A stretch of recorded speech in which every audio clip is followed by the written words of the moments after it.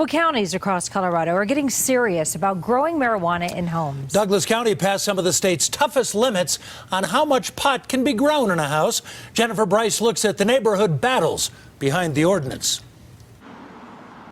Castle Pines Village, known for its privacy and picture-perfect views. This woman moved here just to live in a really safe neighborhood. We'll call her Kate. She does not want to be identified. She's concerned about the smell from a nearby rental home. Very strong, and it was permeating the whole entire neighborhood. Police records show the Douglas County Sheriff's Department has been called to the home 4 times since April.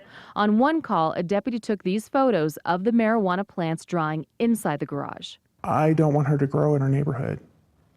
I don't want to smell the smell. An officer reported on June 17th that the 35 hangers he saw with 2-foot stalks of pot was not illegal. The renter told police that they were growing for personal use, even showed a medical marijuana card. Those tenants did not want to talk to CBS 4, but the property owner did. He says his renters were up front. The owner claims that he even checked with his insurance company, HOA, and attorney to make sure that all of this would be legal. He says recent complaints from the neighbors also prompted the tenants to install a special filter to cut down the odor. Law enforcement says pot grows, especially in rental homes, are now creating enough of a problem. They passed this ordinance in August to put limitations around it.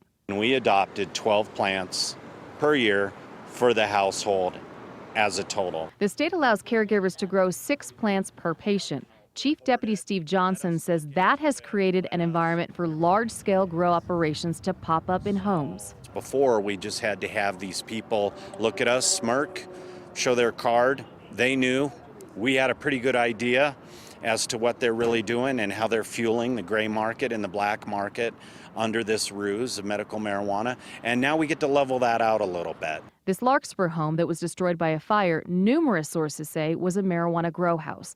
The new ordinance would require someone who modifies a home to grow pot, such as the electrical or plumbing system, to be done to code. It also says if there is light pollution, odor, heavy traffic, or parking as a result of pot growing, that is a violation. And you now need permission to grow from the property owner. We have people out there that are renting their properties to people for basically nothing more than to grow marijuana. And that's not what we want Douglas County to be. Neither does Kate. She is not a fan of what pot culture has brought to Colorado and now near her own home. Not just for myself, but for the kids in the neighborhood. Jennifer Bryce reporting in Douglas County, violating that pot ordinance will cost offenders $1,000 per day.